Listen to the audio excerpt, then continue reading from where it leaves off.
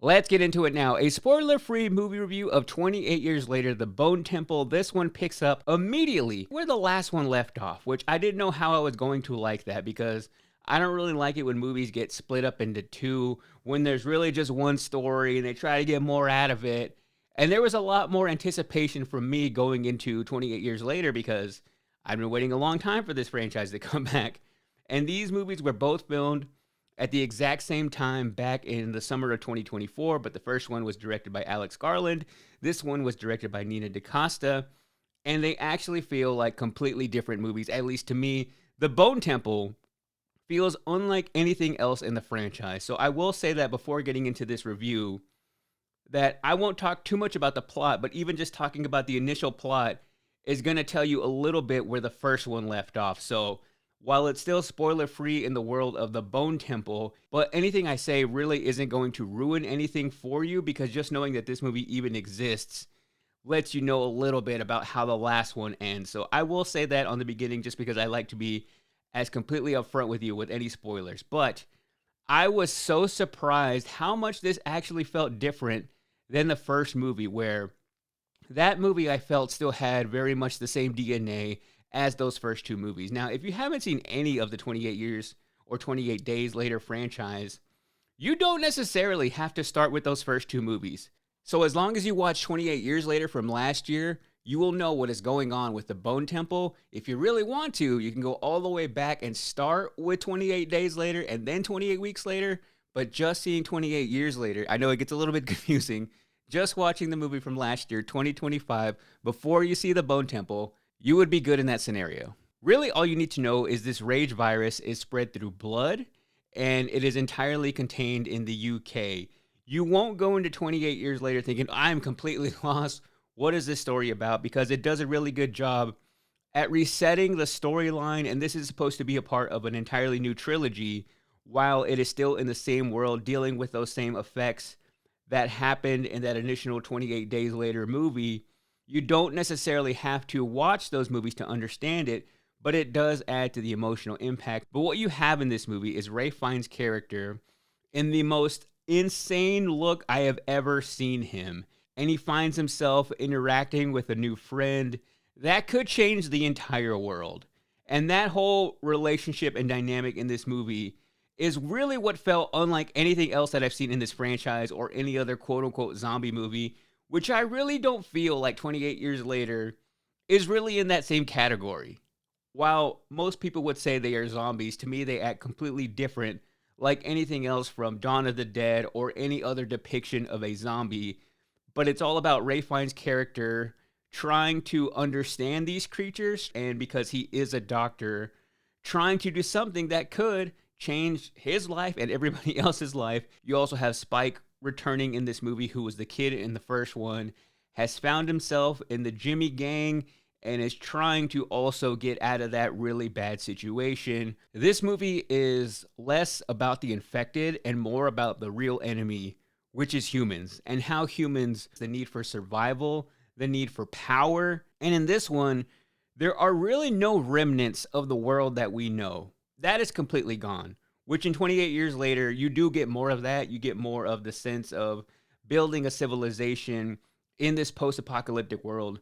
But here, it feels like an entirely different world that is so far removed from that. And the infected kind of becomes secondary, which some people might say, why am I going to go watch a 28 years later movie where it's not about people being chased down by zombies? And I think it was once it really settled into that plot line, probably in the second act, maybe even almost an hour into the movie, where I wasn't completely convinced that I was enjoying it as much as the first one. Once I really settled into that idea and realized that this movie became something completely different than I was expecting, had so much emotional depth, had incredible performances, there was a moment in the movie where it just kind of clicked for me, where everything started working so well, and I could tell that this entire story was crafted in a way to get you to this point. And Ralph Fiennes did an amazing job at portraying this character who I just wanted to be friends with. He was so smart and elegant in a way that only Ralph Fiennes could be, and also was able to transform into a completely different person, where it was even hard for me to believe that there was a human being inside there acting like that, giving an amazing interpretive dance that was so sinister, paired with one of the best songs that you could quite possibly use in this dance that he was doing, where he transcended what it was to be a human being on screen and gave something that was so disturbing, probably to some, because the character he is portraying seems like a madman. And you have flames and you have bones. This is what Avatar Fire and Ash should have been. This is the real Fire and Ash. And that set design on its own deserves an award. Seeing that tower of all these skulls that he has been cleaning and putting together, and the fire, it was just perfect. And I loved that scene. And then you also have Jack O'Connell, who plays a really good person that you want to hate. You hate him so much that you kind of love him, because you need a good villain like that. You need a force inside of a story like this where he has no regard for human life. Even the people who are supposed to be his friends and followers in this movie, he doesn't care about them. His look alone with the blonde hair and the teeth, he was fantastic in this. Probably still a better villain in Sinners, but he is somebody who now I'm really starting to pay attention to, because the dude brings it when he is on screen. And that is also what sets this movie apart, is the acting is A+. I mean, Ralph Fiennes alone brings any credibility that you need to this franchise. But not only does it get the big things right, like the acting and the direction and the set design, but even things that seem a little bit smaller in comparison, from makeup and wardrobe and the score, they all come together to create this really great composition that has so many different layers to it. And then you're watching it thinking, I'm just supposed to be watching something that is often seen to some as being a lower form of entertainment, and I'm talking about horror, where some people just dismiss it for no other reason than they don't like being scared, or they think a horror movie can only convey one emotion. The 28 Years Later franchise, or 28 Days Later franchise, blows that out of the water. And I think the only reason this is even in the horror genre is because it has some scary images, because it is associated with zombies. But to me, this isn't a traditional horror movie. It feels so much more than that because of the message of this movie, even just the politics of survival and what this would look like if this actually happened today. I also went to go see this movie at 11 a.m. It does take a special type of person to go see a movie like this so early. That is what I love, though. Dark theater, early in the morning. And it wasn't a super packed theater. I would say maybe 12, 15 other people in there with me. But even with that little amount of people for an early showing, it was still getting reactions from people. There were moments where it was just one or two people. They gasped, they clapped, they were excited.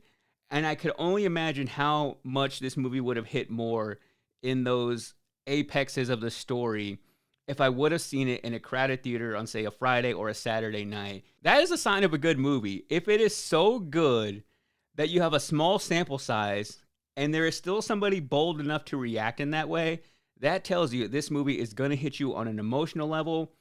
Scariness level, not so much. There are surprisingly a couple of jump scares in there that I maybe hopped up a little bit out of my seat.